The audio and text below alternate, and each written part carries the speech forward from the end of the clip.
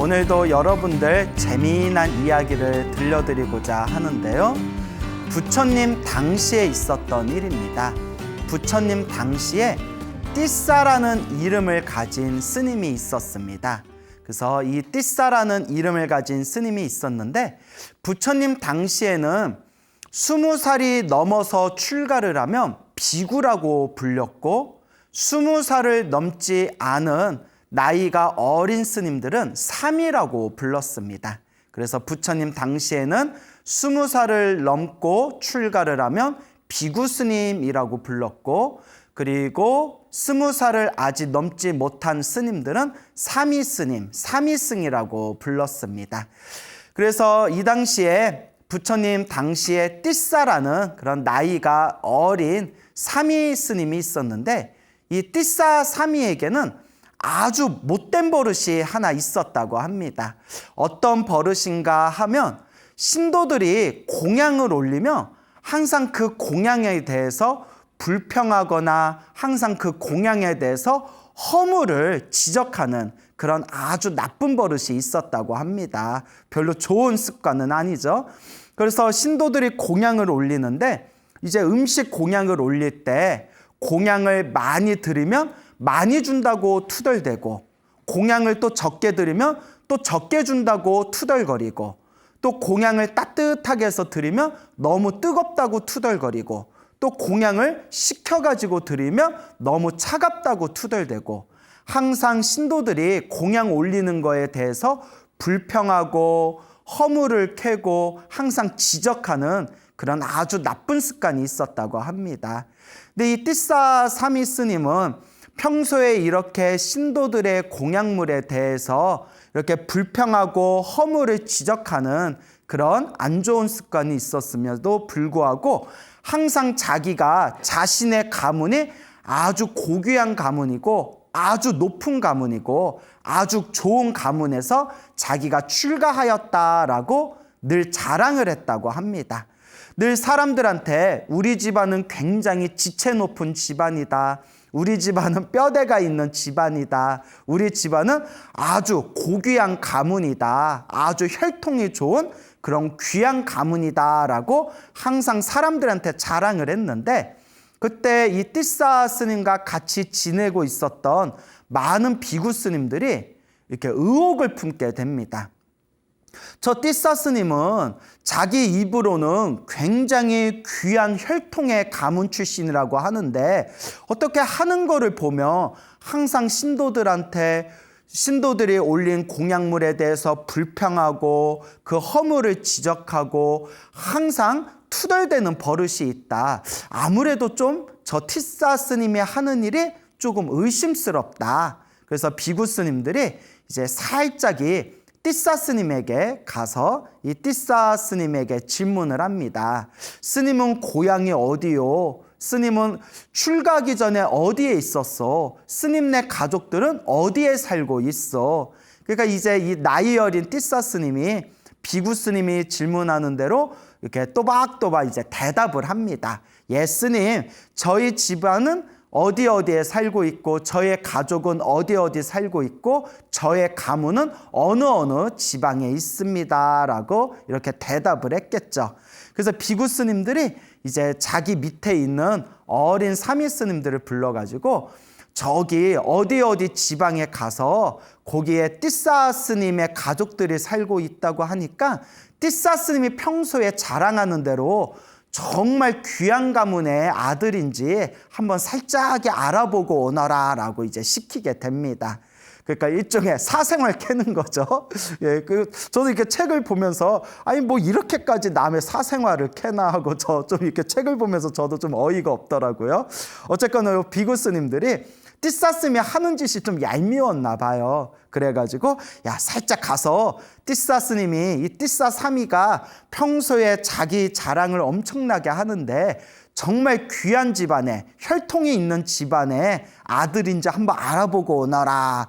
그래서 이제 삼이 스님들을 불러가지고 이제 그 띠싸 스님의 그런 고향집을 알려주게 됩니다. 그래서 요 스님들이 이제 비구 스님들이 시키는 대로 어느 날 띠싸 스님의 고향집에 찾아가게 됩니다.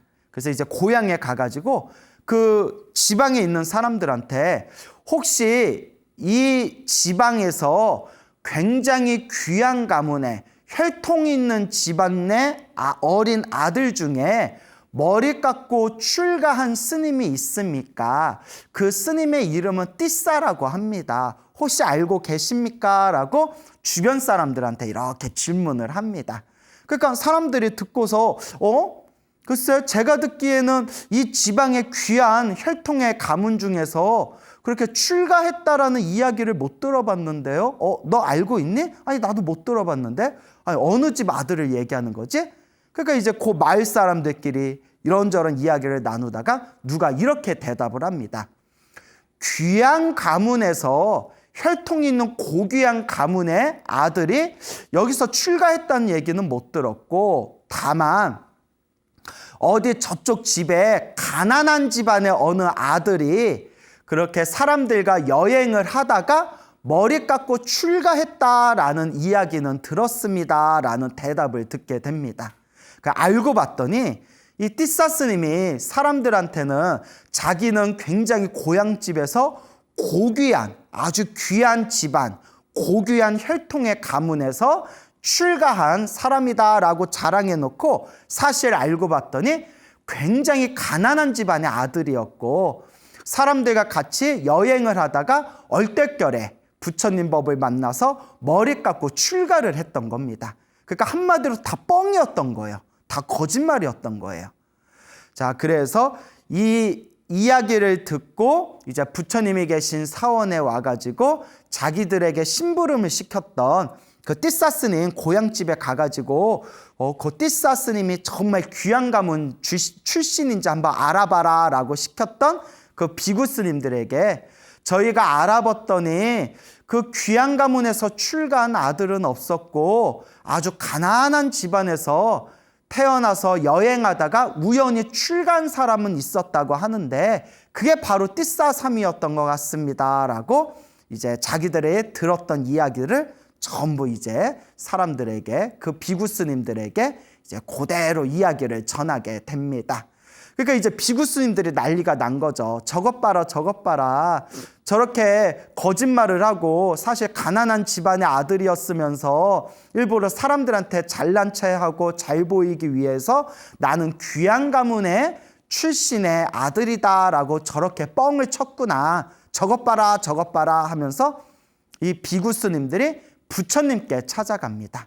부처님께 찾아가서 부처님, 세존이시여, 저희가 저 띠싸사미가 항상 신도들이 공양 올리는 것을 불평하고 트집 잡고 지적하고 허물을 뜯는 것을 보면서 항상 못마땅하게 생각했는데 혹시나 해가지고 저 띠싸사미가 정말 자기가 말한 대로 귀한 가문의 아들인가, 귀한 집안의 혈통 있는 집안의 아들인가 싶어서 고향집에 보내 알아봤더니 그 모든 게 다 거짓말이었습니다. 저 띠싸가 한 말은 모두 다 허풍이고 허세였습니다, 부처님. 이렇게 또 부처님께 고자질을 합니다. 근데 이제 부처님께서 그 이야기를 다 들으시면서 이렇게 말씀하십니다.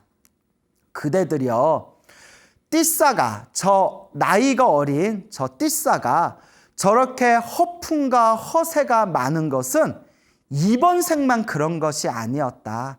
수많은 과거 전생에도 저 띠싸는 굉장히 허풍과 허세가 굉장히 심했다라고 부처님께서 말씀하십니다.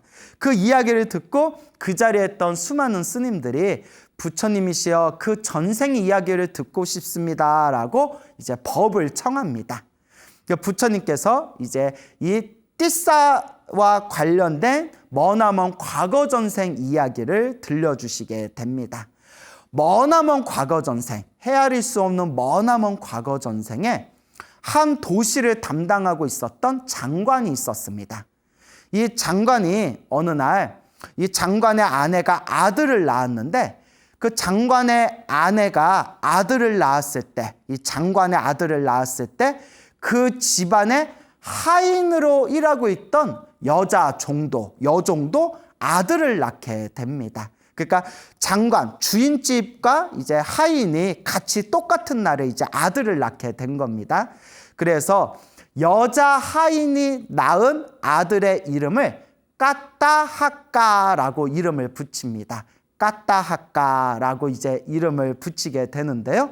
어쨌거나 이 장관이 굉장히 성품이 온화하고 굉장히 좋으신 분이라서 장관이 자기의 아들과 똑같은 날에, 그러니까 생일이 똑같은 거죠. 똑같은 날에 태어난 하인의 아들에게도 똑같이 자기 아들과 똑같이 옆에서 교육할 수 있는 기회를 줍니다.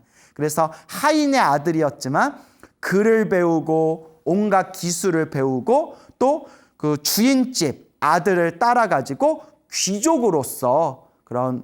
귀족으로서 알아야 할 예법과 예절과 교양에 대해서 어렸을 때부터 충분하게 배웠다고 합니다.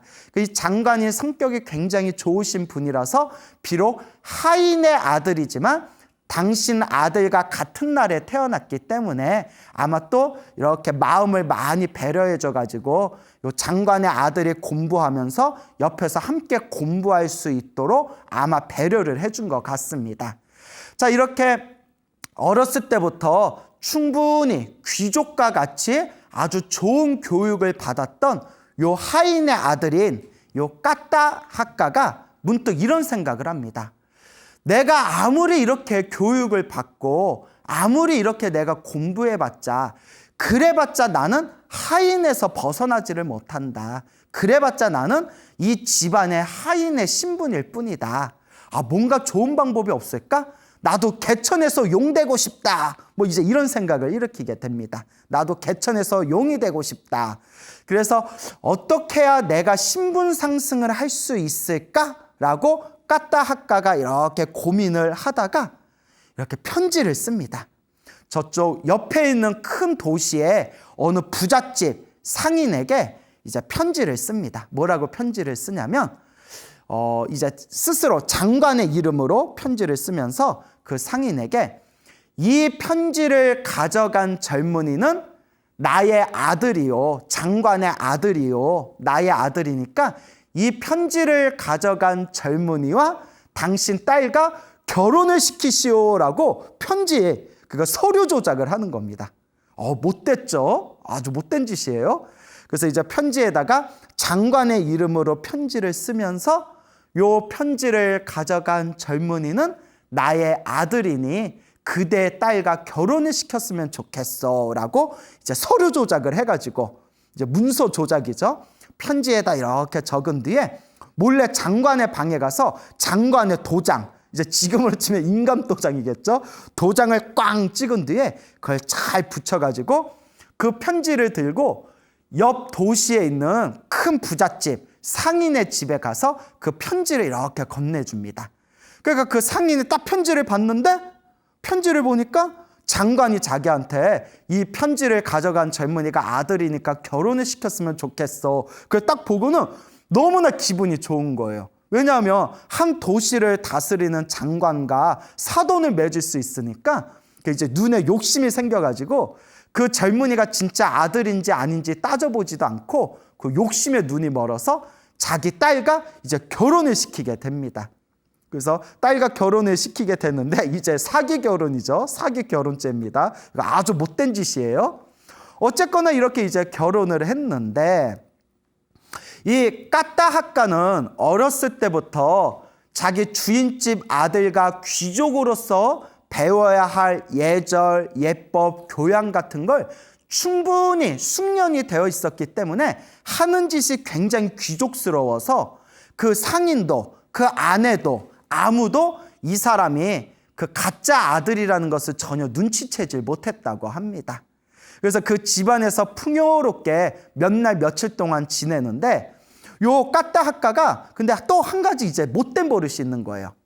그 교만과 오만심이 생겨가지고 아내가 부인이 정성스럽게 이렇게 음식을 이렇게 올리면 막 음식의 맛이 있니 없니 그렇게 이제 반찬 투정을 하고 음식 투정을 하는 거예요. 그래서 옆에 있는 수많은 사람들은 어렸을 때부터 귀한 집안에서 자라가지고 저렇게 입맛이 까탈스러운가 보다. 저렇게 입맛이 까탈스러워서 이름이 까따학가인가 보다. 까탈스러워서 죄송합니다. 예. 어쨌거나 너무나 입이 참 까탈스럽다. 어렸을 때부터 귀한 집안에서 자라서 그런가 보다. 이제 이렇게 생각을 했답니다. 자, 그런데 요 장관의 집안에서는 난리가 난 겁니다. 어렸을 때부터 키웠던 그 하인이 까따학가가 갑자기 흔적도 없이 실종해 버리니까 아니 얘가 어딜 갔나? 얘가 어딜 갔나? 그래서 장관이 너무 걱정돼서 백방으로 사람을 풀어가지고 요 까따학가를 찾게 됩니다. 혹시 어디에 물에 빠져서 죽은 건 아닌가? 어디 산에서 길을 잃어서 굶어 죽고 있는 건 아닌가? 이렇게 이제 걱정이 됐겠죠. 그래서 널리 사람을 풀어서 찾아봤더니 놀랍게도 옆 도시에 친분이 있던 상인의 집에 딸과 결혼을 해가지고 거기서 사위로 살고 있다는 것을 알게 됩니다. 그래서 장관이 깜짝 놀래가지고 참 별일이다. 무슨 일이 있었나? 아니 어떻게 우리 집 하인이 저 부잣집 딸하고 결혼을 했을까? 그래서 며칠 후에 이 장관이 직접 그 까따학가가 있는 곳으로 찾아가고자 합니다. 그런데 까따학가가 그렇게 풍요로운 나날을 보내다가 자기가 모셨던 주인, 장관이 직접 자기를 찾으러 온다는 이야기를 듣고 쏘스라치게 놀랍니다. 아이고 이거 걸렸다가 난 큰일 나는데, 나 이거 완전 사기 결혼이 완전히 들통나는데, 너무나 마음이 쫄리는 거예요. 그래서 고민하면서 도망갈까? 어디로 도망갈까? 어디로 날라버릴까? 고민하다가 우리 주인이신 장관님은 너무나 착하고 마음이 너그러운 분이시니까 차라리 우리 주인 어른에게 내가 샅샅이 내가 사정하고 잘못을 빌고 차라리 우리 장관님을 내가 설득시키는 게 낫겠다라고 이제 꾀를 냅니다. 그 잔머리가 참 기가 막히게 잔머리가 잘 돌아가는 인간이에요. 그래서 이 까따학가는 이제 장관이 오기로 한 날에 미리 멀리 나가서 앞에서 마중하고 있다가 이제 장관이 왔을 때 장관 옆에서 지극정성으로 옆에서 어깨도 주물러드리고 발도 닦아드리고 옆에서 하인으로서 할 수 있는 최고의 그런 어떤 예절을 이렇게 주인에게 보입니다. 그러면서 장관의 마음을 싹 녹인 뒤에 이제 까따학가가 하는 말이 주인님, 제가 정말 죽을 죄를 졌습니다. 제가 미쳤나 봅니다. 사실은 제가 이런 꾀를 내서 제가 이렇게 저 부잣집 딸과 결혼을 하게 되었습니다. 주인님 정말 죄송합니다. 저도 평생 하인으로 살면서 이렇게 허무하게 죽느니 저도 높은 신분을 얻고 싶다는 그런 욕망에 제가 이런 짓을 저지르게 되었습니다. 주인님 제발 용서해 주십시오 하는 겁니다. 그러니까 이 장관은 그 얘기를 듣고 참으로 기가 막히고 코가 막힐 일이지만 근데 가만히 보면 이 장관이 굉장히 성격이 좋으셨던 분인 것 같아요. 그래서 그 자기가 어렸을 때부터 키웠지 않습니까? 어떻게 보면 어렸을 때부터 키웠던 정이란 게 또 있지 않습니까? 그래서 까따학가의 머리를 어루만져 주면서 그래 알겠다. 내가 다 용서하겠다. 내가 너의 장인어른한테는 아무 말도 하지 않고 내 아들이 맞다라고 내가 말해주겠다라고 그렇게 이제 까따학가를 포용을 하게 됩니다. 근데 이게 꼭 좋은 건 아니에요. 어떻게 보면 사기 결혼 친 거를 또 옆에서 도와준 거나 다름이 없잖아요. 그런데 성격이 굉장히 좋았던 분인 것 같아요. 그 장관님이. 그래서 까따학가와 같이 그 부잣집에 가서 까따학가와의 그 장인 어른과 함께 이제 담소를 나누면서 이런저런 대화를 나누면서 내 아들을 잘 부탁합니다라고 이렇게 인사까지 잘 나눴다고 합니다. 그러면서 이 장관이 그 집에서 나오기 전에 이제 까따학가의 이제 부인을 불러가지고 이제 이런저런 대화를 하면서 혹시 까따학가가 너를 힘들게 하거나 괴롭히지는 않느냐라고 장관이 이렇게 이제 질문을 합니다. 그러니까 요 까따학가의 아내가 되는 이 여자가 하는 얘기가 뭐 다른 거는 다 괜찮은데 아니 이렇게 밥 먹으라고 음식을 올리면 자꾸 음식 투정을 하고 밥 투정을 합니다. 너무 입이 예민하고 까탈스러워서 그게 좀 피곤합니다 하니까 그때 이제 장관이 이렇게 웃으면서 내가 노래 하나를 가르쳐 줄 테니까 만약에 너의 남편 까따하까가 또 음식 투정을 부리면 이 노래를 불러라. 이 노래를 부르면 모든 게 다 해결이 될 것이다 라고 하면서 장관이 이제 그 아내 까따하까의 이제 부인에게 짧은 노래 하나를 가르쳐 줬다고 합니다. 짧은 노래 하나를 가르쳐 줬는데 노래가 좀 이상해요. 노래 가사가 좀 이상한데 요 까따하까의 부인은 이게 어떤 의미가 있고 어떤 내용인지는 전혀 모르고 그냥 노래 가사가 좀 이상하다. 그래도 내 시아버지 되는 분이 가르쳐 준 거니까 나중에 써먹어야 되겠다라고 그걸 잘 기억을 해놨다고 합니다. 그래서 어느 날 또 남편이 까따하까한테 또 음식을 이렇게 올렸는데 까따하까가 또 밥 투정을 했대요. 또 까탈스럽게 밥 투정을 했을 때 이제 아내가 속상하잖아요. 속상하고 마음이 상했을 때 번쩍하고 자기에게 가르쳐준 그 장관이 가르쳐준 그 노래 가사가 떠오릅니다. 그래서 다음과 같이 그 노래를 불렀다고 합니다. 짧은 건데 이렇게 노래를 부릅니다. 그렇게 허세를 부리면 진실을 말할 거예요. 진실을 말할 거예요. 그러니 조용히 밥이나 드세요라고 노래를 부릅니다. 노래가 짧죠? 그렇게 허세를 부리면 진실을 말할 거예요. 그러니 조용히 밥이나 드세요. 그 노래를 딱 부르는 순간 도둑이 재발저린다고 하지 않습니까? 도둑이 재발저리듯이 까따까가 깜짝 놀라면서 혹시 내 비밀을 안 거 아냐? 혹시 나의 진실을 알고 있는 거 아냐? 라고 하면서 엄청나게 가슴이 막 쫄리면서 그 뒤로는 아무 군말 없이 주는 대로 밥을 잘 먹게 되었다라는 그런 이야기를 부처님께서 설하십니다. 그러면서 부처님께서 이렇게 이야기하십니다. 그대들이여 그 까따하까, 그 입이 까탈스러웠던 까따하까가 지금 이번 생에 저 띠싸사미의 머나먼 과거 전생이었고 그 까따하까의 그 주인이었던 그 장관이 지금 이번 생 석가모니 부처님의 머나먼 과거 전생이었다. 머나먼 과거 전생에도 띠싸사미의 먼 전생이었던 그 까따하까 그 시절에도 저렇게 음식에 대해서 투정 부리고 저렇게 불평을 하던 그런 업의 습관이 있었다. 이번 생에만 그런 것이 아니었다라는 그런 법문을 하십니다. 그러면서 부처님께서 마지막으로 다음과 같은 개송을 설하십니다. 사람들이 믿음과 존경으로 보시하는데 보시한 공양물을 불평한다면 마음의 평화를 얻지 못하리. 불만족을 없애고 뿌리째 뽑아버려 파괴한다면 언제나 늘 마음의 평화를 얻으리라 라는 개송을 설하시게 됩니다.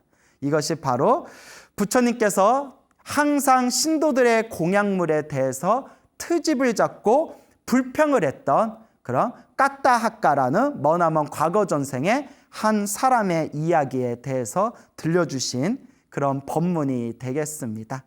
그런데 여러분 느끼셨는지 모르겠는데 요 까따하까가 항상 그 음식에 대해서 불평하는 그런 어떤 교만하고 오만한 마음이 있었고 그 까따하까가 수많은 전생의 시간을 보내고 수많은 윤회의 시간을 보낸 뒤에 이번 생에 석가모니 부처님의 제자인 띠싸라는 스님이 되었음에도 불구하고 이 띠싸 스님은 머나먼 과거 전생의 버릇대로 자꾸 신도들의 공양물에 대해서 트집 잡고 불평하고 항상 허물을 잡는 그런 버릇이 있지 않습니까?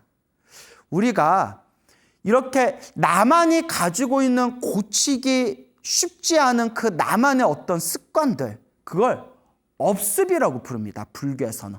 업습, 업의 습관이라는 겁니다. 업보의 습관. 머나먼 과거 전생에서부터 몸으로 지었건 생각으로 지었건 말로 지었건 우리가 끊임없이 지었던 그 업의 습관이라는 게 수많은 윤회를 통해서 그게 알게 모르게 우리의 마음에 이렇게 스며들어 있습니다. 이것을 바로 업의 습관이라고 하는데 이 업의 습관을 참 바꾸거나 고치기가 어렵습니다, 여러분. 그래서 우리 주변을 보면 이런 좀 나쁜 습관들을 가지고 있는 사람들이 있어요. 금방 그 띠사라는 스님도 신도들이 정성껏 올린 공약물에 대해서 차면 차다고 불편하고 따뜻하면 따뜻하다고 불평하고 많이 주면 많이 준다고 불평하고 조금 주면 조금 준다고 불평하지 않습니까? 그와 같이 우리 주변에 보면 꼭 모든 걸 삐딱하게 바라보는 사람들이 있어요. 항상 부정적이고 삐딱하게 남을 꼬아서 말하는 사람들이 있습니다. 특히 인터넷 세계에 가면 그런 사람들을 굉장히 많이 보게 됩니다. 소위 그 네티즌이라는 사람들이 수많은 그 사람들이 물론 좋으신 분들도 있겠지만 이렇게 악플 다는 사람들 보면 정말 저열하고 못나고 정말 그런 못된 습성들이 있다는 것을 우리가 살펴볼 수가 있습니다. 제가 항상 여러분들한테 행복하게 살고 싶다면 복과 선업과 공덕을 쌓아야 된다라고 말씀드리지 않습니까? 복과 선업과 공덕을 지을 때 말 한마디 기분 좋게 하고 말 한마디 좋게 해주는 것도 복과 선업과 공덕을 쌓는 것입니다. 근데 우리 주변에 보면 항상 삐딱하게 꼬아가지고 꼭 그렇게 못된 말을 하는 사람들, 그리고 그런 못된 악플을 다는 사람들이 참 많습니다. 그래서 우리 연예인들 중에서도 그런 악플 때문에 상처받아가지고 우울증 걸려서 그렇게 또 세상을 쓸쓸하게 떠나신 분들, 그런 사건들도 많지 않습니까? 그래서 불교를 믿는 분들이라면 그렇게 못된 악플들을 달지 않겠지만 여러분, 불자라면 꼭 명심하셔야 됩니다. 내가 단 악플이 언젠가 다음 생이든 다다음 생이든 반드시 나한테 돌아오게 될 겁니다. 내가 입으로 지은 업보가 언젠가 나한테 돌아오게 되듯이 내가 지은 수많은 악플이라든가 그런 수많은 나쁜 삐딱하고 꼬아서 사람을 비꼬는 그런 자세도 언젠가 나쁜 업이 되어서 나한테 돌아오게 될 것입니다. 그렇기 때문에 인과법을 정말 믿는 불자분들이라면 항상 한마디 말을 하더라도 덕스럽게 말하는 습관을 들어야지 사람들을 비꼬고 꼬아서 부정적으로 말하고 사람 가슴에 못을 받는 그런 독한 이야기를 한다면 내가 그동안 쌓았던 선업과 공덕을 모두 잃어버리게 될 것입니다. 그런데 정말 불심이 있고 착하시고 복과 선업을 짓고자 노력하시는 불자님들이라면 이런 이야기 안 해도 알아서 잘 닦으실 텐데 불심이 없거나 인과 업보를 철저하게 믿지 않는 분들은 너무나 무서운 그런 좋지 못한 악업의 습관 속에 빠져들어서 그런 안 좋은 업보로 자신의 복을 까먹는 경우가 많습니다. 그렇기 때문에 항상 우리 불자님들께서는 남한테 이야기를 하더라도 최대한 나쁜 이야기는 안 하도록 노력해야 되고, 그리고 당연히 우리 그런 불심이 깊은 불자님들은 그러실 분들이 전혀 없겠지만 다른 사람들에 대해서 그런 나쁜 악플을 단다거나 못된 악플을 달아서는 절대 안 됩니다. 근데 세상이 너무나 혼탁해요. 정말 세상이 너무나 혼탁합니다. 정말 저는 이제 사찰에 있으면서 부처님의 가르침 덕분에 이렇게 사찰에서 보호받으면서 살고 있지만 정말 한 걸음만 저 사회에 들어가면 정말 혼탁하고 못되고 정말 악귀 같은 사람들이 너무나 많습니다. 뉴스 같은 데도 그런 악귀 같은 사람들 이야기가 많이 나오지 않습니까? 그래서 오히려 착한 사람들, 마음을 닦는 사람들, 사람들에게 좋은 일을 베푸고 자비심이 있는 사람들이 오히려 피해를 보고 있는 세상이 바로 이 말법 시대요 오탁 악세의 시대인 것 같습니다. 하지만 제가 항상 말씀드리지만 이런 흉악한 세상에 태어난 것 자체도 내가 지은 업이고 내가 저런 흉악한 인간들을 만난 것 자체도 결국 내가 지은 업보고 내가 지은 인연법이다. 그러니 이번 생에 잘 닦고 마음을 잘 닦으면서 선업과 공덕을 많이 쌓을 수밖에 없습니다. 그래서 이와 같이 우리 주변의 사람들을 보면 정말 이 못된 업의 습관을 가지고 있는 사람들이 많습니다. 이게 남 얘기가 아니에요, 여러분. 저도 저만의 좋지 못한 업의 습관이 있겠지만 실제로 제가 절에 있다 보면 절에 다니는 신도들조차도 굉장히 말을 함부로 내뱉고 굉장히 그 성격이 앙칼지고 못되고 주변 사람들한테 민폐를 끼치는 그런 못난 신도들이 우리 주변에 은근히 많습니다. 우리 불자들은 부처님의 가르침을 닦으면서 진지하게 고민을 해봐야 됩니다. 그래서 제가 신도분들한테 항상 하는 이야기가 있습니다. 여러분, 자비심을, 이 자비를 널리 베풀지는 못할 만정 열심히 수행하고 이 자비, 대자대비한 이 마음을 널리 펼치지는 못할 만정 민폐는 끼치지 맙시다. 남한테 폐는 끼치지 맙시다 라는 말씀을 자주 드립니다. 이게 그냥 웃고 넘어갈 일이 아닙니다. 이번 생에 우리가 부처님처럼 살지는 못할 만정 최소한 남한테 폐는 끼치지 말자. 그런데 우리 이 세상에는 너무나 못된 사람들이 많습니다. 그리고 제가 아시는 불자님들 중에서도 정말 좋은 마음을 가지고 살아가려 하더라도 좋은 마음을 가지고 살아가려는 그 사람들을 호구로 여기고 그런 사람들을 무시하면서 아주 못된 짓을 하는 그런 악귀 같은 사람들이 주변에 너무 많은 것 같습니다. 이럴 때일수록 우리 불자님들께서는 더욱더 내 마음을 닦으면서 항상 내가 복과 선업과 공덕을 쌓으면서 지금 이 세상보다 지금 이 몸보다 더 좋은 곳에 태어나리라 라는 마음으로 항상 선업을 닦으셔야 됩니다.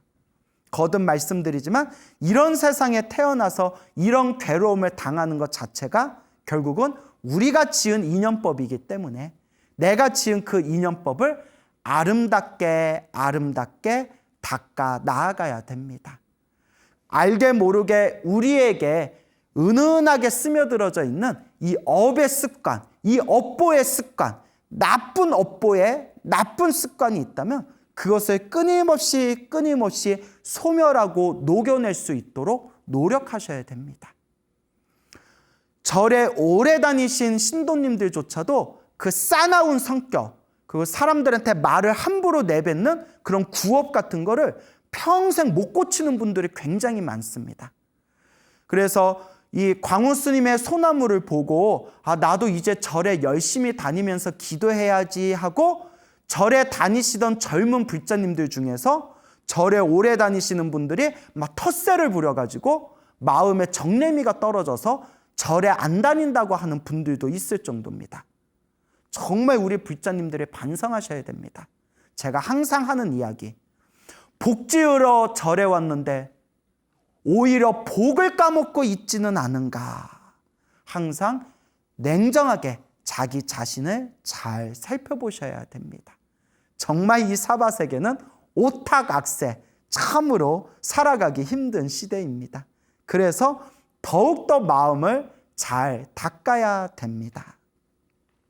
부처님 당시에 있었던 일입니다. 어느 거사님이 있었는데 어느 그 거사님이 이렇게 길을 가다가 저 숲에서 스님들이 모여가지고 이렇게 가사를 이렇게 정돈하고 있는 모습을 이렇게 봤습니다.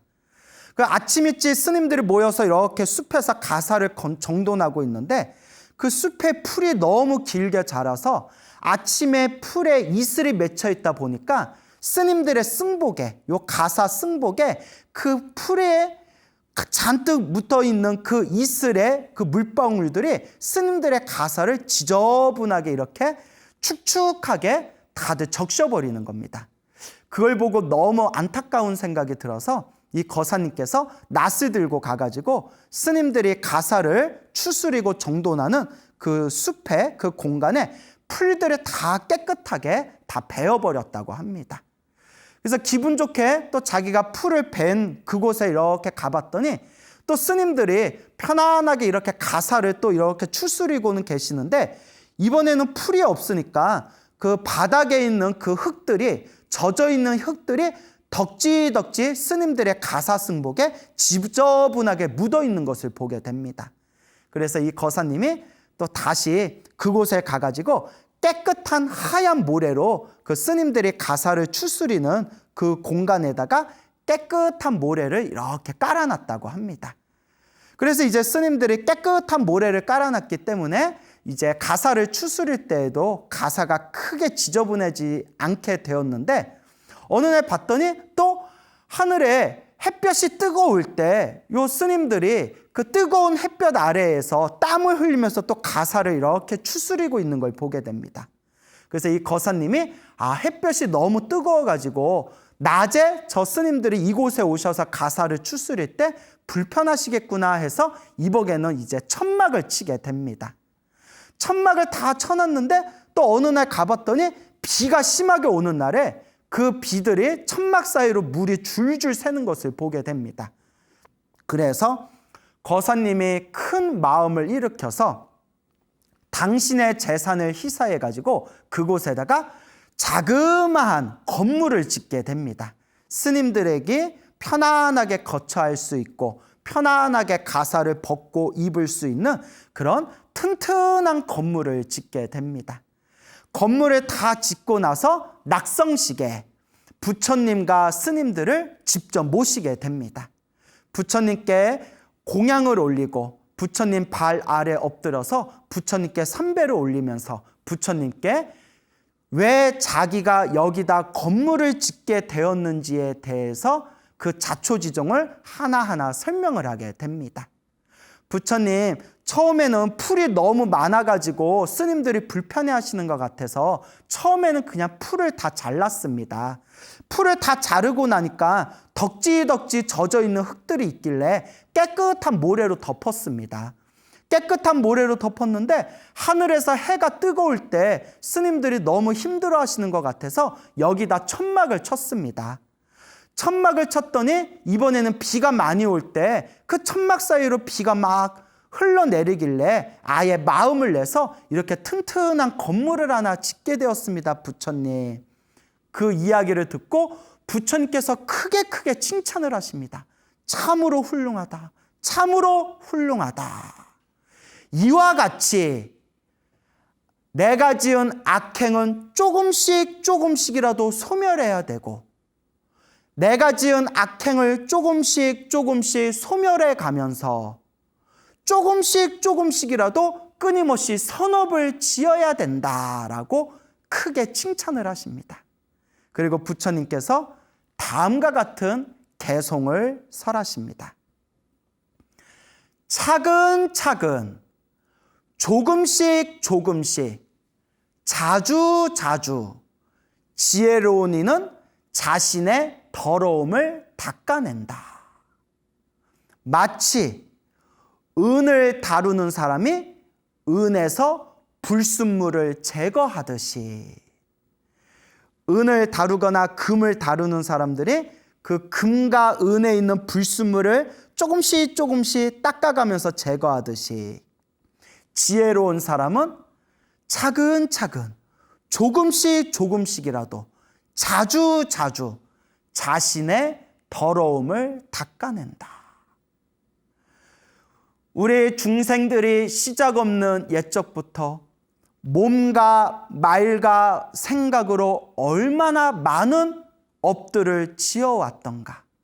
그 업보들이 쌓여서 정말 우리가 이번 생에 이토록 소중한 사람의 몸으로 태어났는데도 과거 전생에 지었던, 알고 지었건 모르고 지었건 내가 지은 그 업의 습관 때문에 사람의 몸으로 태어났는데도, 이 소중한 사람의 몸으로 태어났는데도 수많은 과거 전생의 업보의 습관에 휩쓸려서 지금 이 순간에도 몸과 말과 생각으로 너무나 어리석은 그런 업보들을 지금 이 순간에도 우리는 짓고 있구나.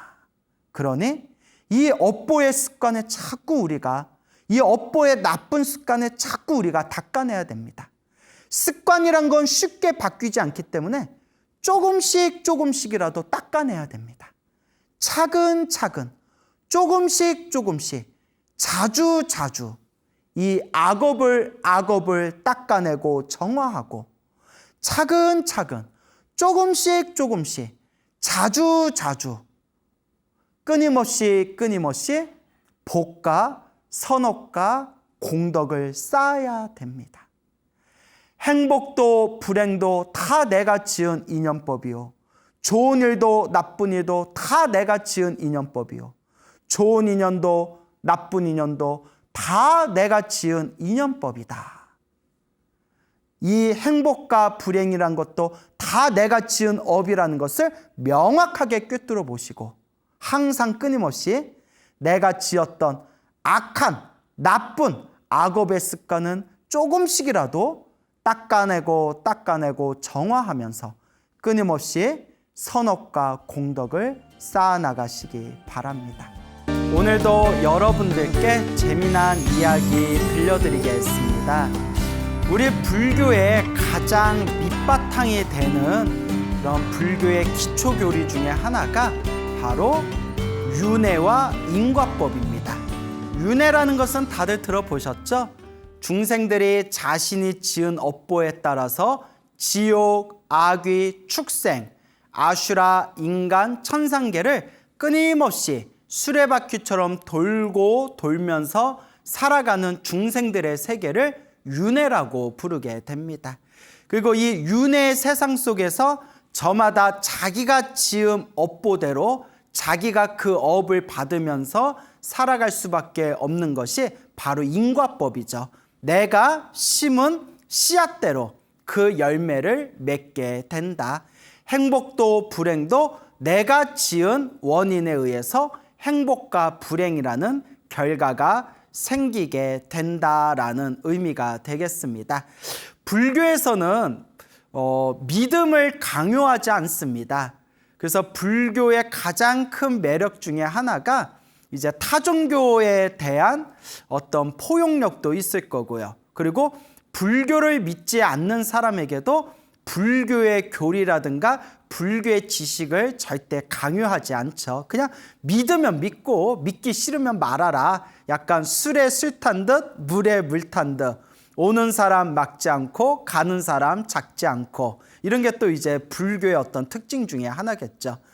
그런데 이 불교에서 가장 중요한 기본적인 기초 지식이 바로 이 윤회법 그리고 인과법이고, 부처님의 팔만대장경을 보면 부처님의 팔만대장경의 초기 경전에서 대승경전에서 밀교 경전에 이르기까지 팔만대장경에 나와 있는 모든 경전에는 항상 이 윤회와 인과법, 인연법에 대해서 항상 나옵니다. 그런데 이상하게도 불교 신자라는 분들 중에서도, 심지어 불교 교리를 가르치고 있는 사람들 중에서도 이 윤회와 인과법을 믿지 않는 분들이 의외로 있다라는 걸 우리가 주변에서 살펴볼 수가 있습니다.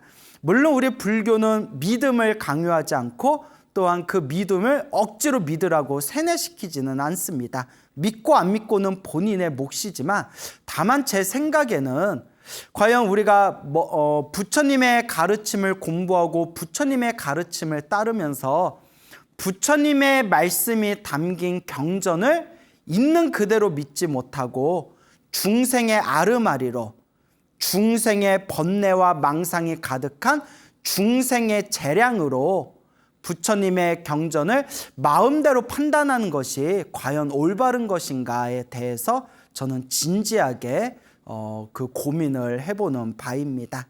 그래서 오늘은 과연 이 윤회라는 것은 있는가에 대해서 그냥 재미난 이야기, 그냥 스스럼 없는 그 옛날 이야기 같은, 전설의 고향 같은 재미난 이야기 들려드릴까 합니다. 여러분들께서 한번 이 이야기 잘 들어보시고 여러분들이 스스로 과연 윤회라는 있는 것인지, 사람이 죽은 뒤에 사후세계라는 것은 있는 것인지, 과연 저승이라는 있는 것인지에 대해서 그냥 한번 여러분들이 고민해 보시기 바랍니다. 먼저 옛날 이야기 하나 해드릴까 합니다. 1924년 저 경남 진주에서 있었던 일이라고 합니다. 1924년이면 와, 거의 100년 정도가 지났네요. 거의 100년 가까이 되죠. 약 100년 정도가 되는 그 해 1924년도에 그 경남 진주에 마을이 있었는데 그 마을에 비봉동이라고 있었고 옥봉동이라고 있었대요. 비봉동이라고 있었고 옥봉동이라고 있었는데, 비봉동에는 38살 된 김재희라는 분이 살고 있었고, 옥봉동에는 80살이 된 김재희라는 분이 살고 있었답니다. 혹시 이 방송을 보고 계시는 분 중에서 김재희 씨가 있으면 놀라지 마시고, 옛날 이야기니까. 그래서 옛날 약 100여 년 전에 1924년도에 경남 진주에 그 비봉동에는 38살이 된 김재희 씨가 살고 있었고, 옥봉동에는 80살이 된 김재희 씨가 살고 있었다고 합니다. 두 분 다 이제 남자겠죠. 자, 근데 어느 날 38살 된 이 젊은 김재희 씨가 잠을 자고 있는데 밤늦게 누가 문을 꽝꽝꽝꽝 두들기더래요. 그래서 이 시간에 누가 왔나 하고 이렇게 문을 열어봤더니 순경 차림을 하고 있는 사람이 다 이렇게 두 사람이 와가지고, 자, 우리랑 같이 갈 데가 있을까 어서 따라오시오. 그래서 얼떨결에 이렇게 따라갔대요. 그 순경 차림하고 있는 사람을 따라가가지고 차에 타서 어디 먼 길을 쭉 차를 타고 갔는데, 또 그 당시에는 차가 굉장히 귀했던 시절이지 않습니까? 자동차가. 그래서 이제 차를 타고 쭉 가다가 이제 어느 큰 건물 앞에 내렸답니다. 그래서 건물 안에 들어갔더니 건물에 막 수많은 사람들이 막 이리저리 일하고 있고, 저기에 한 몇십 명, 수십 명 되는 사람들이 이렇게 쪼그리고 이렇게 이제 앉아 있더래요. 그래서 자기 보고 저기 같이 이렇게 앉아 있으라고. 그래서 얼떨결에 여기는 어디지? 여기는 어디지? 이렇게 이제 막 갈팡질팡하고 있는데, 그때 서기 업무를 보고 있는 사람이 쓰고 오더니, 김재희 씨 어서 오십시오. 이곳은 명부입니다. 이렇게 얘기를 하더래요. 명부는 이제 우리말로 번역하면 저승 정도 돼요. 사후세계, 저승세계, 염라대왕이 있다는 저승세계를 명부라고 부릅니다. 그래서 우리가 지장보살님 모셔놓고 있는 법당을 지장전이라고도 하고 명부전이라고도 부르잖아요. 왜 명부전이라고 하냐면, 지장보살님은 저승세계에서 지옥에 떨어진 중생들을 제도하시는 분이기 때문에 지장보살님이 계시고 있는 또 법당을 지장전이라고도 부르고 명부전이라고도 부르고 있습니다. 자, 어쨌거나, 자, 그래서 그 서기 업무를 보고 있는 사람이 젊은 김재희 씨한테 여기는 명부입니다. 여기는 명부인데 정말 잘 오셨어. 당신의 타고난 수명이 80분이 안 되기 때문에 80살 다 마치고 나서 여기 온 겁니다. 조금만 기다리면 이제 좋은 곳으로 가게 될 테니까, 좋은 자리로 가게 될 테니까 좀 기다리십시오. 이렇게 이야기를 하더래요.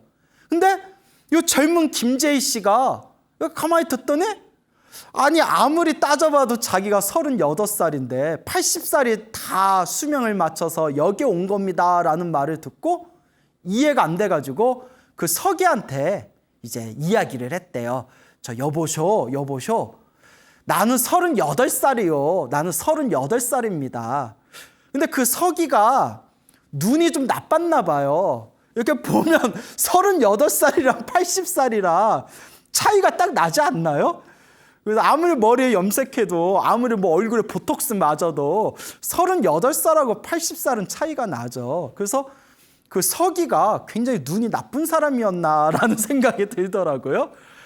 여보세요, 80살이 이제 다 돼서 온 거니까 좀 이따 이제 좋은 자리로 가게 될 테니까 좀 기다리시오. 그래서 38살 먹은 사람한테 그런 소리를 하고 있으니, 그래서 38된 젊은 김재희 씨가 깜짝 놀라면서, 아니 나 이제 38살이고 나 80 아니라고. 그래서 서기 업무 보고 있던 사람이 깜짝 놀라서 이렇게 서류를 막 뒤쳐보더래요. 서류를 이렇게 뒤쳐보더니 저기 옥봉동에 살고 있는 80살 된 김재희 씨 아닙니까? 그러니까 이 젊은 김재희 씨가 저는 비봉동에 살고 있는 38살 된 김재희입니다 하니까 깜짝 놀라서 한바탕 그게 다 뒤집어졌대요. 그래서 막 서기들이 막 몰려와서 서류 찾아보고 막 그래서 이제 저기 순경 차림을 한 사람들 이렇게 불러가지고 호통을 치면서 사람을 제대로 데려와야지 엉뚱한 사람을 데려오면 어떡하냐 라면서 호통을 크게 치더랍니다. 그래서 저승세계 시스템도 좀 이상한 것 같아요. 저 이런 거 보면 가끔 이런 설화들 보면 저승사자가 사람 잘못 데려가는 내용들이 좀 많거든요. 만약에 이 이야기가 사실이라면 참 저승세계도 답 없다. 이거 또 이런 얘기하다가 나중에 저 죽어서 염라대왕한테 혼날까 봐 걱정되는데 솔직히 저승세계도 좀 이상한 것 같아요. 시스템이 좀 이상한 것 같아요.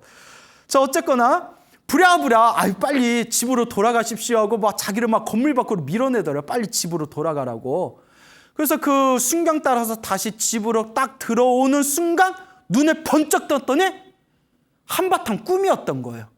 한바탕 꿈이라서 이렇게 자리에서 이불에서 이렇게 일어나가지고 아유 정말 생생한 꿈이다 하고 시계를 봤더니 시계가 새벽 한 2시 정도가 되었더래.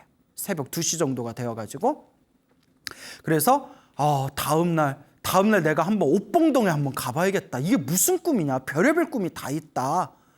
그래가지고 이제 그 다음날 아침에 돼가지고 이제 옆마을에 있는 옥봉동을 찾아가서 옥봉동에 80살 된 김재희 씨 집을 찾아갔는데 세상에 그 80살 된 김재희 할아버지께서 한밤중에 갑자기 주무시다가 한밤중에 갑자기 세상을 떠나셨다는 거예요.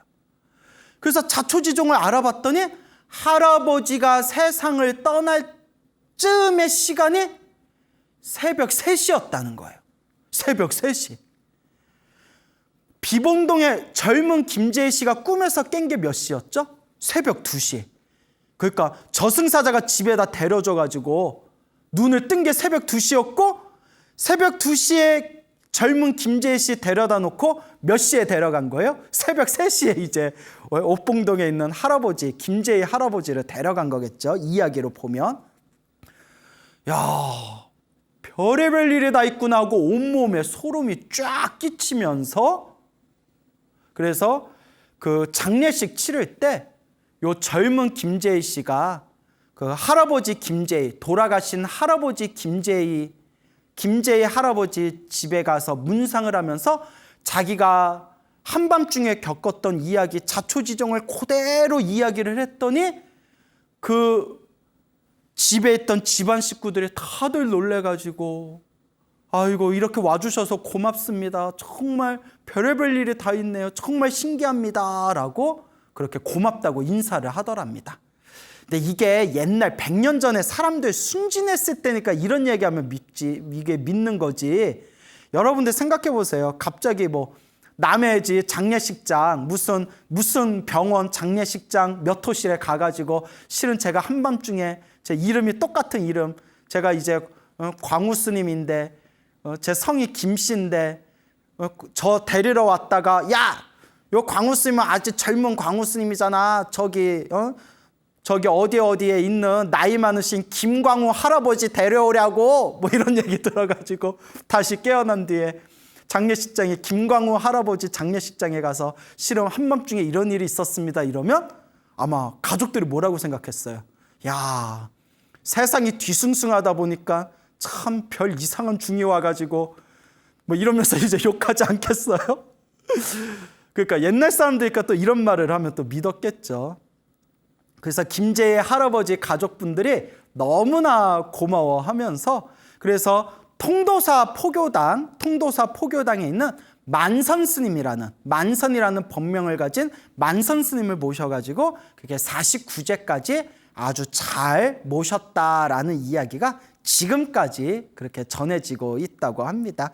근데 이런 이야기 많잖아요. 우리가 전설의 고향이나 불교 설화집이나 옛날 이야기들 보면 이름이 똑같은데 잘못해서 막 데려오고 돌려보내고 이런 이야기 많지 않습니까?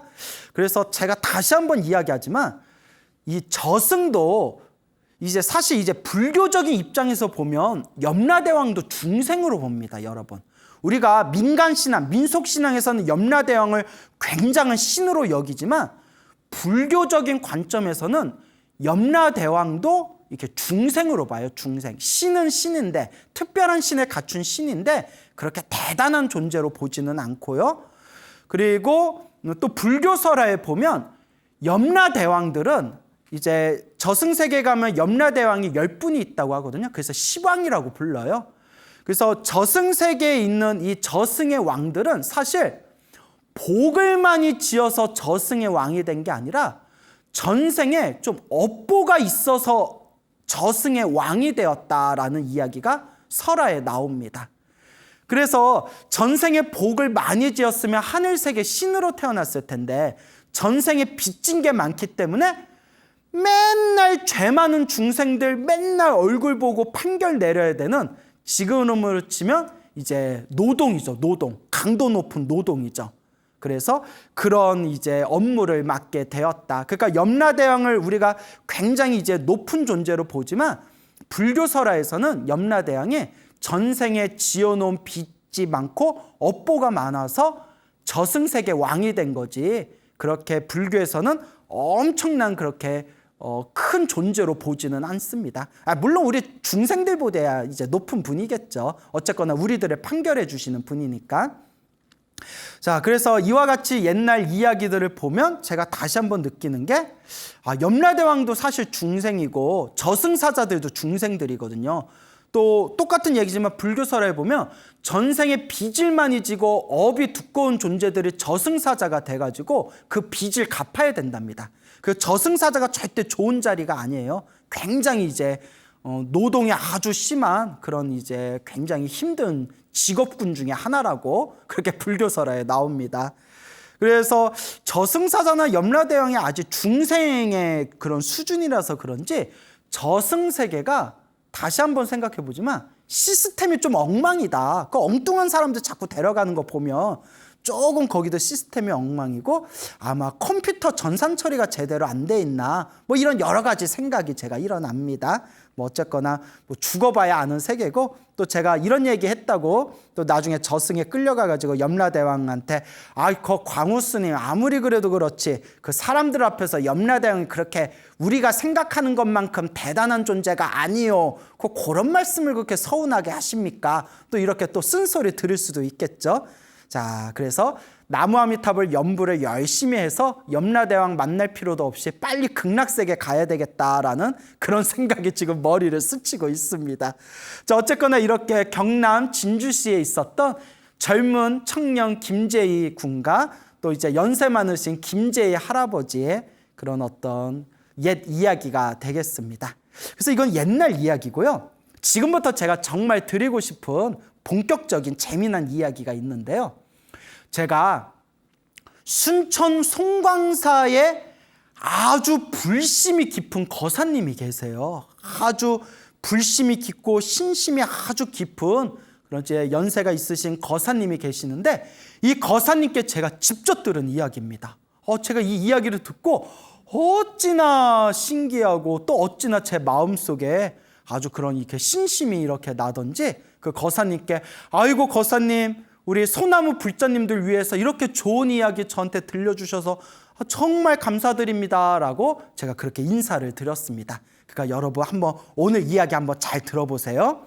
저 순천 송광사 불일 불교대학에서 열심히 공부하고 계시는 아주 불심이 깊은 거사님이 계시는데, 이 거사님께서 젊었을 적부터 여러 절을 다니면서 봉사도 많이 하시고 보시도 많이 하시고 사찰가 스님들도 많이 도와주신 그런 신심 깊은 거사님이세요.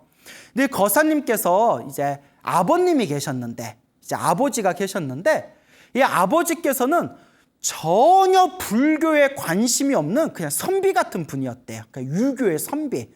원래 유교에서는 뭐 별로 불교라든가 종교에 관심이 없지 않습니까? 그러니까 이제 공자왈, 맹자왈 하면서 삼강오륜 지키면서 그렇게 살아있을 때 최선을 다하면서 사는 거지, 죽은 뒤의 일은 생각하지 않는다. 이런 게 이제 옛날 유교 선비들 그런 어떤 생각들이었지 않습니까?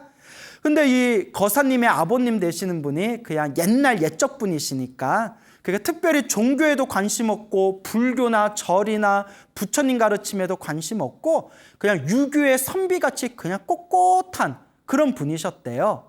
그러다가 아버지께서 노환으로 그렇게 이제 큰 병에 걸리셨는데 큰 병에 걸리면서 이제 치료하는 과정에서 아버지께서 많이 힘들어 하셨대요. 그래서 여러분, 평소에 종교에 관심이 없던 사람들이 갑자기 큰 병에 걸렸거나 아니면 이제 연세가 많아지셔서 이제 세상을 떠날 날이 얼마 남지 않거나 했을 때 갑자기 그런 종교에 의지하고 싶어 하는 그런 마음이 생기지 않습니까? 그래서 아버지께서 큰 병에 걸리셔서 이제 병을 치료하는 그런 과정에서 우리 거사님이 아버지를 이렇게 모시고 그 송광사 방장 스님이셨던 보성 큰 스님을 이제 찾아뵙게 됩니다. 그 송광사 방장을 오랫동안 그런 자리에 계셨던 보성 스님이라는 그런 어른 스님이 계셨거든요. 몇 해 전에 세상을 떠나셨어요. 그래서 지금 방장 스님은 다른 분이시고 몇 해 전에 세상을 떠나신 그런 송광사 방장 보성 큰 스님, 그렇게 아주 덕이 높으신 어른 스님이 계셨습니다. 저도 이제 송광사 유런에 있을 때 아주 가끔씩 찾아뵙고 이렇게 인사드렸던 적이 있었는데요. 그래서 이제 그 당시에 방장이셨던 보성 스님을 찾아뵙고 이렇게 인사를 드렸더니 이제 보성 스님께서 아버지한테 이렇게 좋은 말씀을 많이 해주셨대요. 좋은 말씀을 많이 해주시면서 자, 나무 아미탑을 연부를 열심히 하십시오. 나무 아미탑을 항상 아침에 눈 뜨면 저녁에 잠들 때까지 나무 아미탑을 연부를 많이 하십시오라고 아주 그렇게 간곡하게 권유를 하시면서 보성 스님께서, 어른 스님께서 항상 이렇게 몇 년 동안 직접 염주를 굴리던, 그러니까 굴리던 염주를 이렇게 선물을 주셨대요. 여러분, 원래 스님께서 이렇게 당신이 평소에 이렇게 굴리던 염주를 이렇게 일반 신도들에게 쉽게 이렇게 주지는 않지 않습니까? 당신의 손때가 묻은 걸. 근데 이제 보성 방장 스님께서 그 당신이 직접 그 굴리던 염주를 그 아버지께 이렇게 드리면서 노거사님, 그 염불 열심히 하십시오. 나무아미탑을 염불 열심히 하십시오라고 그렇게 아주 간곡하게 권유하셨다고 합니다. 그러니까 평소에 종교라든가 불교에 전혀 관심이 없었던 요 아버님께서 그 보성 방장 스님의 가마를 받으시고 난 뒤에 그날부터 나무아미탑을 염불을 정말 열심히 하셨대요. 매일매일 염주를 굴리면서 보성 스님께서 주신 염주를 이렇게 굴리면서 나무아미탑을 항상 입으로 나무아미탑을 아침에 일어나면 저녁에 잠들 때까지 항상 나무아미탑을 염부를 그렇게 정성껏 하셨답니다. 그래서 나중에 이제 병원에 입원하셔가지고 병을 그런 치료하는 과정에서 굉장히 힘들고 굉장히 괴로우셨는데 그렇게 힘들고 괴로운 그 투병 과정 중에서도 오로지 나무아미탑을 염부를 하시면서 항상 정신을 고요하고 편안하게 당신을 이렇게 다스리셨대요. 그래서 거사님께서 그 아버님이 힘들게 그 치료를 받으시는 와중에서도 나무아미탑을 염불 하시면서 그렇게 마음을 다스리시는 그런 모습을 보고 아, 정말 염불공덕이 있구나. 저렇게 힘들고 괴로우실 텐데도 저렇게 묵묵하게 염불하면서 요 치료를 다 받고 계시는구나. 그런 생각이 들더랍니다. 그런데 이제 세상과 이제 인연이 닿으실 때가 되었는지 의사가 찾아와서 의사가 이제 병원에서 가족들 모아놓고 이제 얼마 남지 않은 것 같습니다. 임종이 이제 코앞에 온 것 같습니다. 우리 가족분들 이제 마음의 준비를 좀 하십시오. 마음 준비를 좀 하십시오라고 의사 선생님이 그렇게 가족들한테 당부를 했대요. 그래서 이제 가족들도 아유, 아버님이 이제 곧 떠나실 때가 얼마 안 남았나 보구나 하고 이제 저마다 마음의 준비를 하고 있을 때 어느 날 아버님께서 침대에 누워있는 아버님께서 이제 가족들 이렇게 좀 나가 있어라 하고 아들하고, 그러니까 자기 아들하고 그리고 며느리, 또 그렇게 며느리 되시는 분이 요 거사님의 이제 부인 되는 요 며느리 되시는 분이 그렇게 또 불심이 깊고 기도를 엄청나게 많이 하신 분이었어요. 아주 이제 불심이 깊은 분인데, 그러니까 이제 남편 되시는 분도 불심이 깊고 부인 되시는 분도 이제 불심이 아주 깊고 기도도 아주 많이 하시고, 그러니까 이 아버님이 독실한 이제 우리 불자인 그 아들인 거사님하고 그 이제 며느리를 부른 뒤에 두 명만 딱 자기 침대 옆에 이렇게 이제 앉혀놓고 이렇게 말씀하시더랍니다. 얘야, 실은 어제 한밤중에 할머니하고 스님 두 분이 나한테 찾아오셨다. 할머니하고 스님 두 분이 찾아오셨대요. 그러면서 자, 이제 가자. 이제 갈 때가 됐다. 이제 가자라고 말씀을 하시더래요. 돌아가셨던 당신 할머니가 스님 두 분하고 이렇게 당신 방 안에 찾아오셨대요. 돌아가신 할머니가 소름 끼치지 않아요? 이거 에어컨 때문에 그런가? 돌아가셨던 할머니가 스님 두 분을 모시고 같이 방에 오셔가지고 이제 갈 때가 됐다. 가자 이러시더래요. 그때 이제 누워있던 아버님이 이제 따라가려고 하다가 순간 이런 생각이 들더래요. 지금 한밤중, 시간을 보니까 한밤중인데 지금 내가 따라가면 한밤중에 이제 갑자기 나 죽었다 하면 집에서 자고 있는 가족들 막 오고 이러면 가족들이 너무 번잡하고 장례 준비하는데 너무 번잡할 것 같다. 딱 그 생각이 드시더래요. 한밤중에 내가 이렇게 따라가면 지금 집에서 자고 있는 가족들이 내가 좀 폐를 끼치는 것 같다라는 생각이 딱 드시더래요. 그래서 할머니께 이렇게 말씀드렸대요. 지금 가면 지금 우리 자고 있는 우리 애들한테 미안하고 너무 막 상황이 이렇게 복잡하고 번잡해지니까 제가 내일 아침 따라갈게요. 다음 날 아침에 따라갈게요. 라고 말씀을 드렸대요. 다음 날 아침에 따라가겠습니다. 이제 애들하고 인사도 하고 다음 날 아침에 따라갈게요. 라고 돌려보냈대요. 일단 돌려보내고 딱 눈을 떠봤더니 이제 한바탕 꿈이었던 거예요.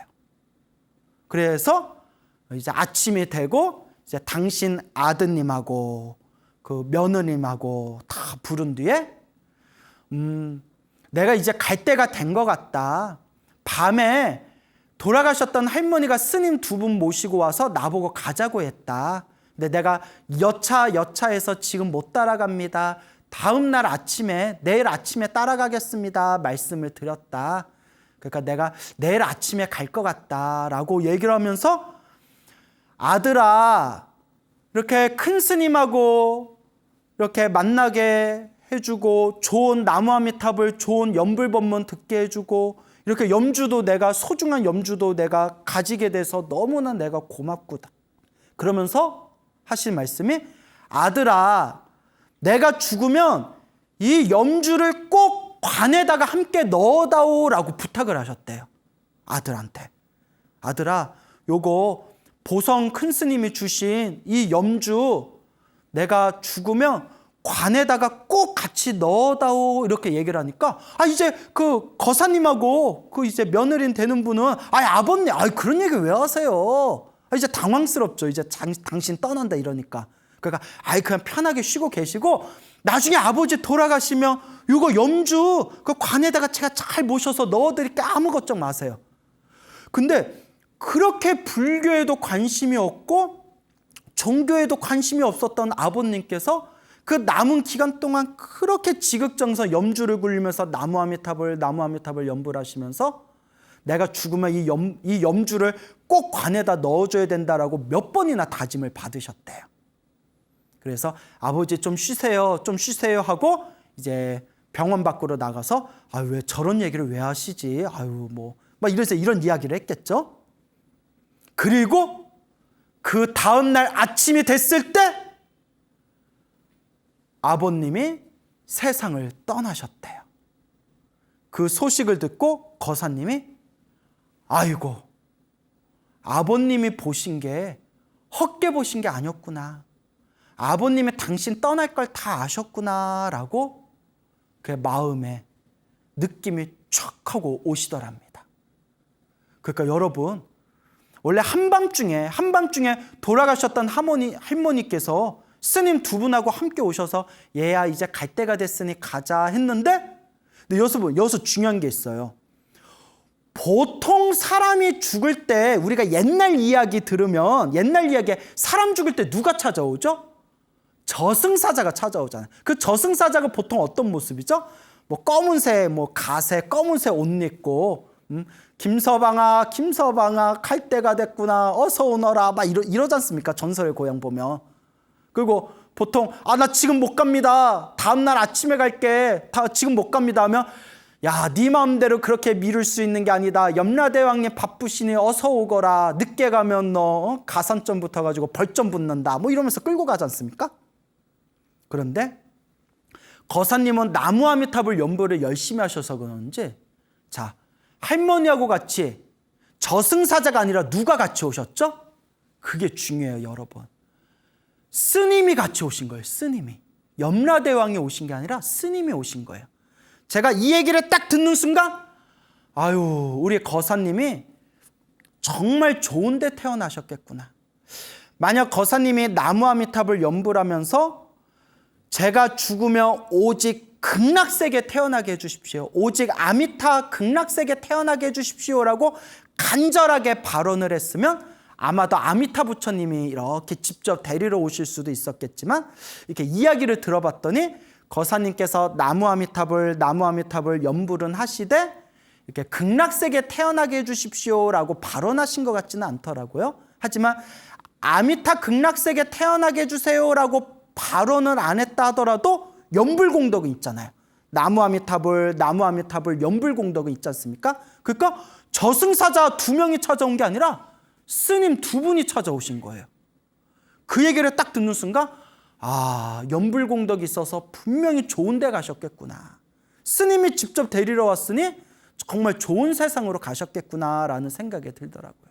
그래서 할머니한테 할머니 지금 한밤중에 지금 죽으면 가족들한테 민폐 끼치니까 그 아침에 제가 가겠습니다. 다음날 아침에 가겠습니다 하시더니 아니나 다를까 그 아침에 아들하고 며느님 불러서 나 다음날 아침에 갈 거니까 그렇게 알아라 하시더니 정말 당신이 말씀하신 대로 생생하게 의식이 깨어있는 채 2눈을 감고 그 마지막 죽는 순간에도 염주를 굴리면서 나무아미타불 연부를 하시면서 그렇게 세상을 떠나셨다고 합니다.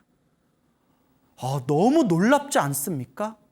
나무아미타불 정말 그 연세 많으신 그 아버님께서 비록 불교에 관심도 없고 부처님 가르침에 관심도 없었지만 전생에 한 가닥 복이 있고 성근이 있으셔가지고 전생에 지어놓은 공덕이 있어서 이번 생에 좋은 그런 훌륭한 불신 깊은 아들을 만나가지고 아드님 덕분에 큰 스님을 칭견하여 나무아미타불 연불법문을 배우고 염주를 선물 받으셔서 마지막 가시는 그 길에 나무아미타불 염주를 굴리며 다음 세상에 정말 좋은 데 가셨구나라는 그런 생각이 들었습니다.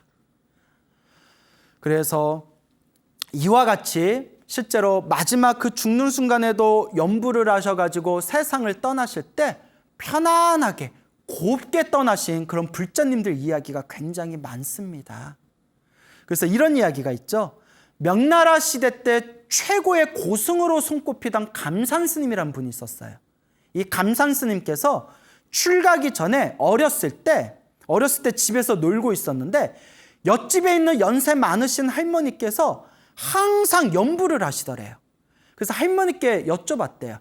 할머니는 연부를 왜 그렇게 많이 해요? 연부라면 뭐가 좋아요? 연부를 왜 그렇게 많이 하세요? 하니까 할머니가 하시는 말씀이 내 주변에 있던 사람들 중에 연부를 한 사람들이 항상 보면 죽을 때 다들 편안하고 곱게 죽더라. 내가 그걸 2눈으로 수없이 목격했기 때문에 그래서 나도 이렇게 죽을 때 편안하고 곱게 가려고 이렇게 열심히 연부하는 것이다 라는 그런 내용이 이제 감산스님 1화에 나옵니다. 그래서 실제로 지금 현대 이 순간에도 살아생전에 마음을 편안하게 잘 쓰고 항상 연부를 많이 닦으셨던 분들이 돌아가실 때 굉장히 맑고 편안하게 돌아가신 사례가 부지기수로 많습니다. 그래서 여러분 우리가 흔히 뭐 웰다잉 이렇지 않습니까? 죽을 때 죽더라도 잘 죽자. 진정한 웰다잉은 염불입니다, 여러분. 그래서 항상 살아있을 때에도 행복하게 잘 살아야 되지만 죽을 때에도 아름다운 마무리, 그것이 바로 염불 공덕의 힘이 아닌가 생각이 됩니다. 우리 불자 여러분 항상 노는 입에 늘 염불하시기 바랍니다. 그런데 이 이야기가 여기서 끝이 아니에요. 그 뒤에 더 놀라운 이야기가 있습니다. 잘 들어보세요. 그렇게 아버님이 돌아가시고 이제 그 순천에서 장례를 치렀답니다. 광주에서 하셨나 순천에서 하셨나 하여튼 이렇게 장례를 이제 3일장을 보통 치르지 않습니까? 장례를 치르는데 한 이틀 정도 지났을 때, 장례식이 이틀 정도 지났을 때 집에서 잠깐 자고 있었던 사촌 형이 불이 나게 장례식장으로 와가지고 요 아들 되는 거사님을 부르셨답니다. 야, 뭐해? 아유, 형, 왜 그래요? 야, 지금 그 염주 어쨌어? 아버지 염주 어쨌어? 아버지 염주. 아버지가 돌아가실 때 염주를 관에다 꼭 넣어달라고 부탁하셨다고 했잖아요. 염주 어딨어? 하니까 아예 아버지 그 영정사진 옆에다 잘 모셔놨어요. 나중에 그 장지 가서 이제 관 이렇게 모실 때 안에다 다 하려고 다 이렇게 잘 모셔놨어요. 아, 가서 한번 보라고. 있어? 야, 너네 아버님이 내 꿈속에 나타나가지고 염주가 사라졌는데 왜 자고 있냐고 소리를 버럭 지르셔서 내가 깨가지고 불이 나게 지금 달려왔다고 이런 말씀을 하신 거예요, 여러분. 그럴 리가요. 아까도 내가 봤는데 하고 딱 가서 봤는데 염주가 없더래요. 염주가 사라졌더래요. 염주가 사라지고 없으니까 그 방에서 자고 있던 사촌형 꿈에 아버님이 나타나신 거예요.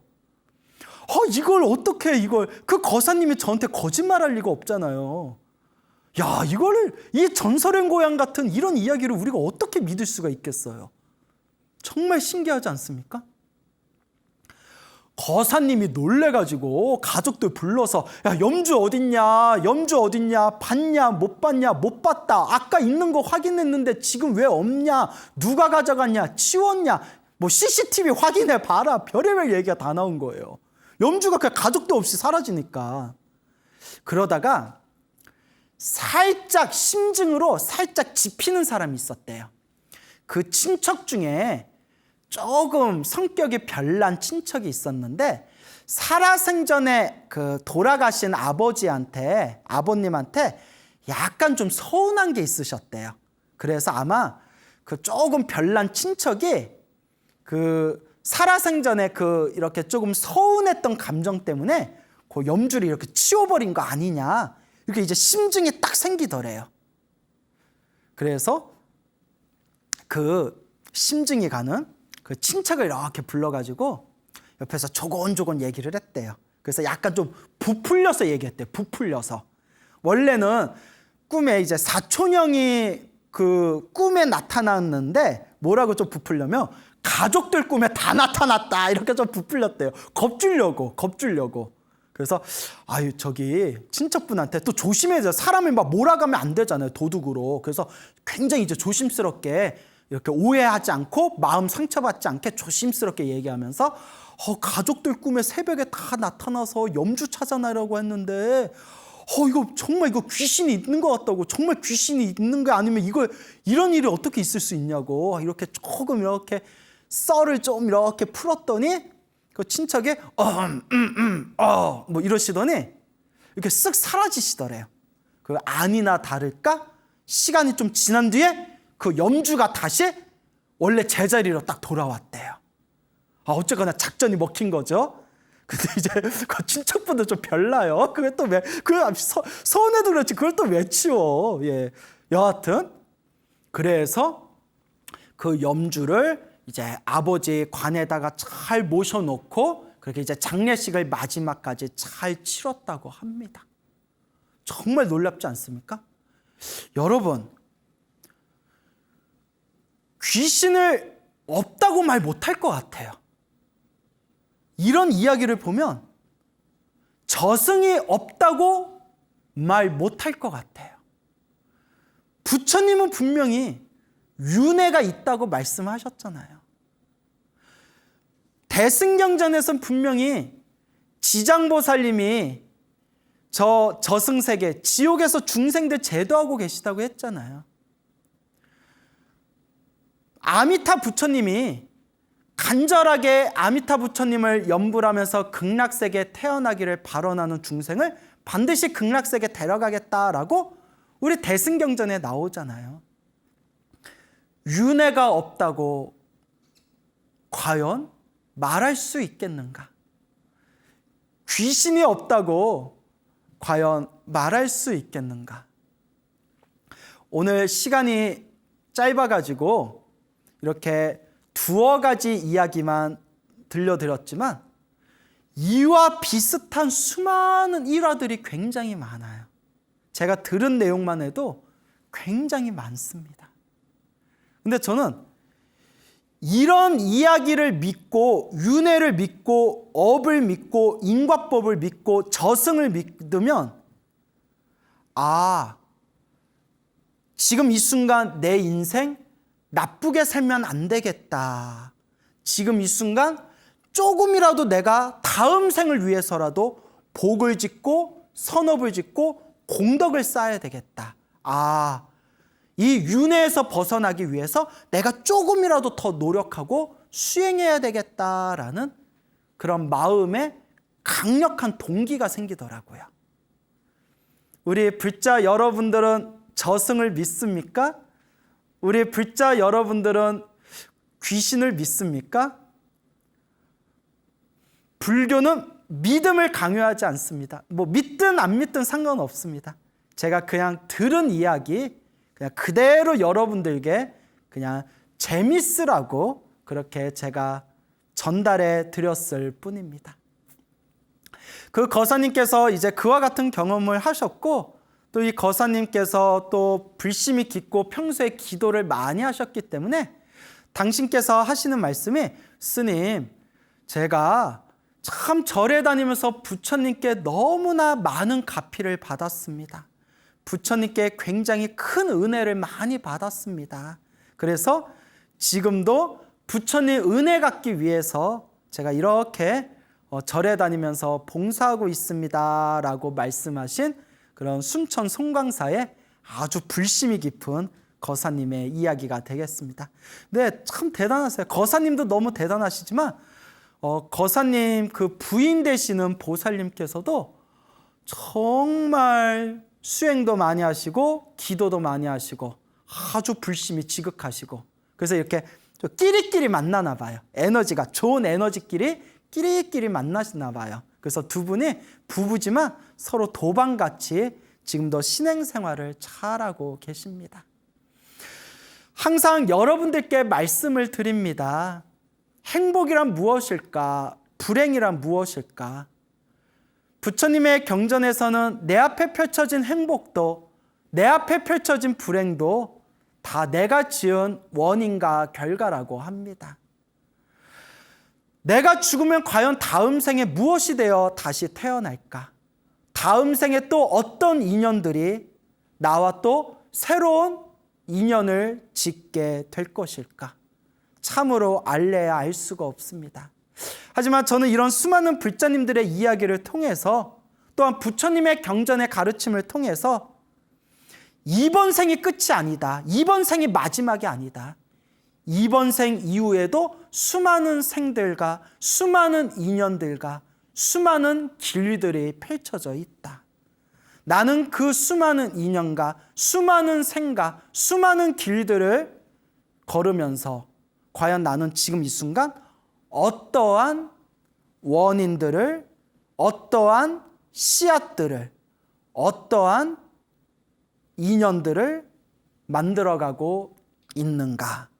항상 우리 불자 여러분들께서는 스스로 되새기고 반성해 보시기 바랍니다.